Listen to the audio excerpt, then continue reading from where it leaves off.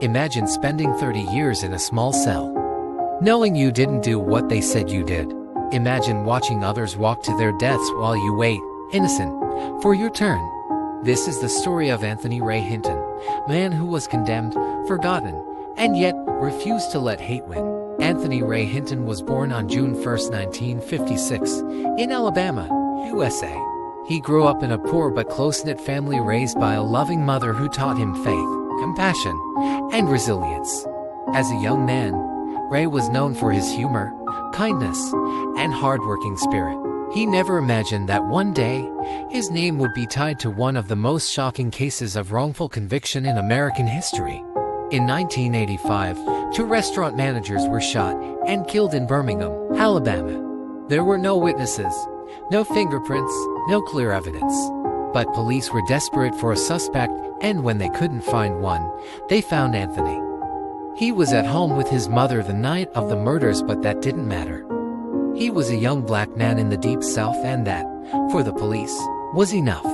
They came to his house one morning, guns drawn. Ray asked what he'd done wrong. The officer looked him in the eye and said, "I don't care whether you did it or not. You're going to take the rap for it." Those words would echo in his mind for the next 3 decades. The evidence against him was weak: a dusty old revolver from his mother's home that didn't even match the bullets from the crime scene. But his court-appointed lawyer didn't hire a proper ballistics expert. He barely defended him. When the trial began, the outcome was already decided. In a courtroom filled with white jurors, Anthony Ray Hinton was sentenced to death. He was only 29 years old. Prison. A small, cold cell where the light never really goes out. For the first 3 years, Ray didn't speak to anyone. He lived in silence, only hearing the clanging doors and the final cries of men being led to their deaths. But one day, something changed. He heard laughter. And in that sound, he remembered something his mother once told him. Even in the darkest place, don't let them take your joy. So Ray began to laugh again. He joked with other inmates. He started a book club.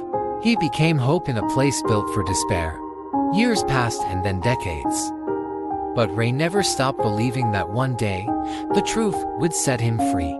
That truth came when Brian Stevenson, a young lawyer from the Equal Justice Initiative, took his case. Stevenson was relentless.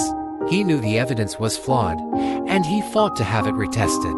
In 2014, nearly 30 years after the conviction, the Supreme Court reviewed the case. They found what should have been clear all along: Anthony Ray Hinton was innocent. In 2015, the prison gates opened. Ray walked out into the sunlight, finally free.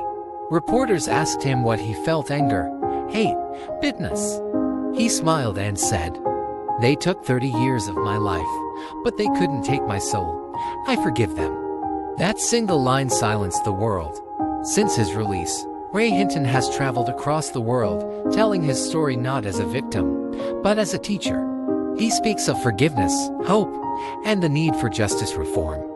He wrote a powerful book titled The Sun Does Shine, a title that captures the spirit of a man who found light in complete darkness. Anthony Ray Hinton spent nearly half his life waiting to die for something he didn't do. But he never let the system define him.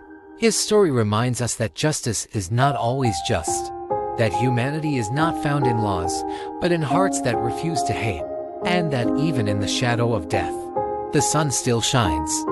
Stories like this remind us what it means to be human. Subscribe to Untold Humanity Stories for more true stories that deserve to be heard.